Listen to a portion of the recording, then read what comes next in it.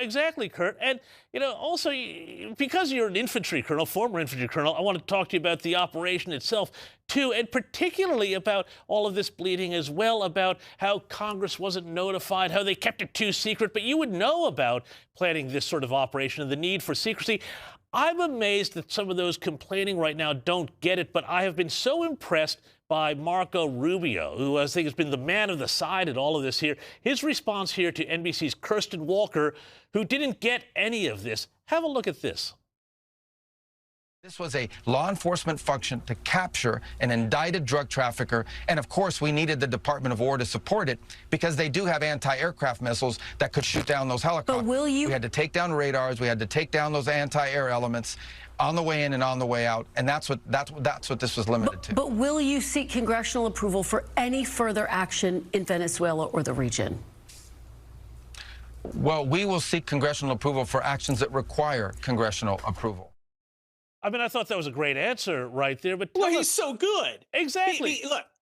Look, the American Constitution's not a suicide pact. Okay, if there's if the nuclear missiles are coming over the Arctic Circle, heading towards the U.S., you don't have to convene Congress to figure out whether you push the big red button to send the damn communists to hell where they belong.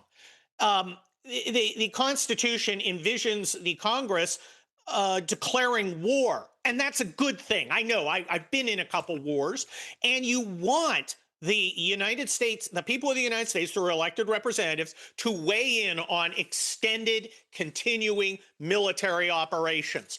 But the president is the commander in chief of our military, and he has a right to exercise and the authority and the duty, frankly, to exercise the power of the office and defeat our enemies quickly and surgically. I mean, this military operation was over and done before most of these people could start complaining.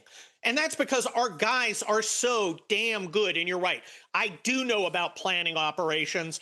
It is hard to imagine. Imagine being a conductor with a symphony orchestra the size of a soccer stadium. Well, football stadium, whatever you guys call it. And Americans are so damn good at it, but I think it's necessary. I have a shout out to our Australian friends who are tactically, well, we just adore you guys. You're so damn good at this stuff, but we're really good at massive logistical, intelligence, cyber, communication, synchronization, and sustainment and execution. This is what America does best. And our guys did an amazing job. This is legendary stuff. And they managed to take out Hugo Chavez's tomb in the process, too, which I thought was a really great touch there. But, Kurt, while I've got you, can we also just have a little quick chat about Greenland?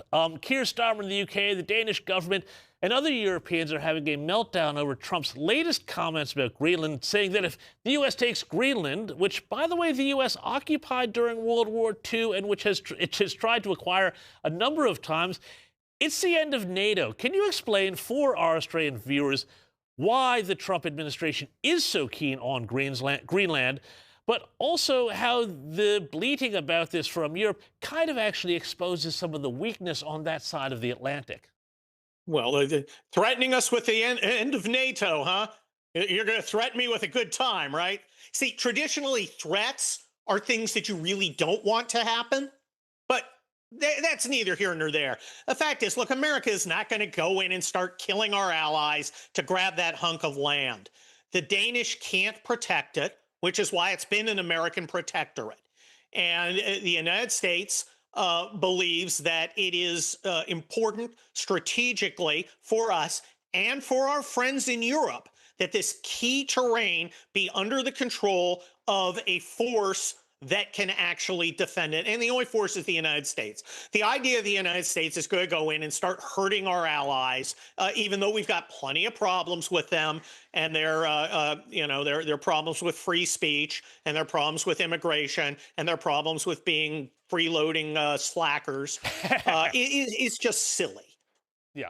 Kurt Schlichter, thank you so much for breaking that down for us and for your time. And a very happy New Year to you too, sir. Hey, Happy New Year to you. Always love talking to our Australian friends.